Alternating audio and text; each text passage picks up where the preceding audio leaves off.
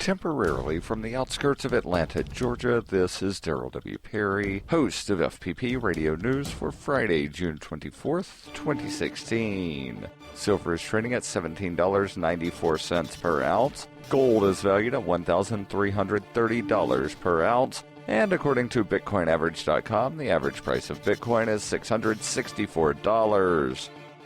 Antiwar.com reports officials from the U.S.-led coalition fighting against the Islamic State are reporting the Syrian Democratic Forces, SDF, faction have entered the outskirts of the city of Manbij, just north of Raqqa, where they are engaged in heavy fighting against the Islamic State. The forces have been pushing against Manbij for weeks, contesting villages around the city's outskirts. Manbij is considered valuable primarily as a safe transit route for the Islamic State between Raqqa, its de facto capital, and its border crossings into Turkey. The SDF is a coalition of factions, but is made up almost exclusively of the Kurdish YPG forces. The other factions involved are far smaller by comparison, but are often emphasized by the U.S. when Turkey complains about the U.S. backing the Kurds against Arab populations. The Islamic State has launched counterattacks against Manbij earlier this week and recovered some nearby villages. The indications now are that fighting has again settled on the city, though the Islamic State may ultimately attempt to get some fighters out into the surrounding area to force the SDF to divide its focus.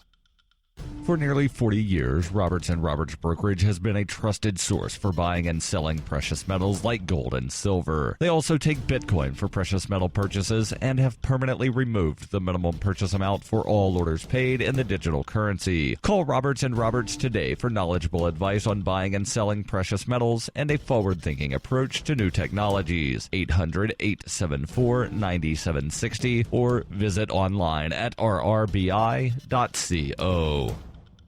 UPI reports Baltimore police officer Caesar Goodson, one of 6 officers charged in the death of Freddie Gray, was found not guilty on all charges Thursday for his role in the 2015 case that sparked protests nationwide. Goodson, who drove the transport van following Gray's arrest on April 12, 2015, was acquitted of the most serious charge against him shortly before 10 a.m. Minutes later, Judge Barry Williams handed down the remaining acquittals on 6 counts: manslaughter, second-degree assault, vehicular manslaughter, 2 counts, reckless endangerment, and misconduct in office. Goodson had pled not guilty to all charges. In rendering his verdict, Williams said prosecutors did not back their theories with evidence and did not prove the case. Prosecutors, arguing Goodson's erratic driving allowed Gray to be tossed around inside the van, called 22 witnesses during trial. They said Goodson knew Gray was handcuffed and not buckled into a seat. Goodson did not testify. Goodson faced the most serious charges among the officers charged in Gray's death, and was the third of 6 Baltimore police officers to stand trial. The trial of Officer William Porter ended in December with a hung jury. You can support FPP Radio by joining the Fans program. Fans are friends, allies, and Numery supporters. Fans help FPP afford to produce more original content. To learn more or to join the Fans program, visit fans.fppradio.com.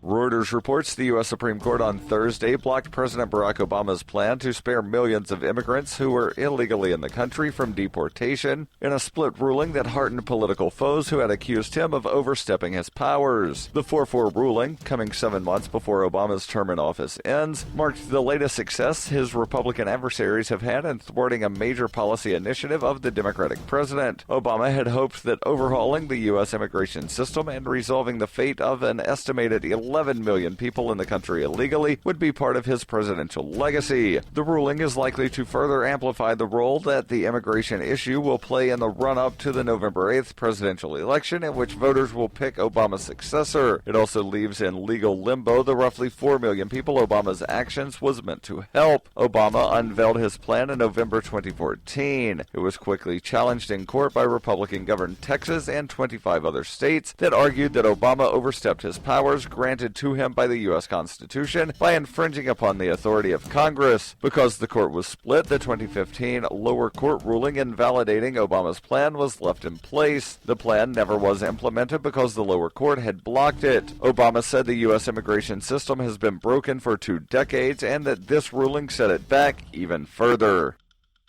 This has been FPP Radio News, online at fppradio.com.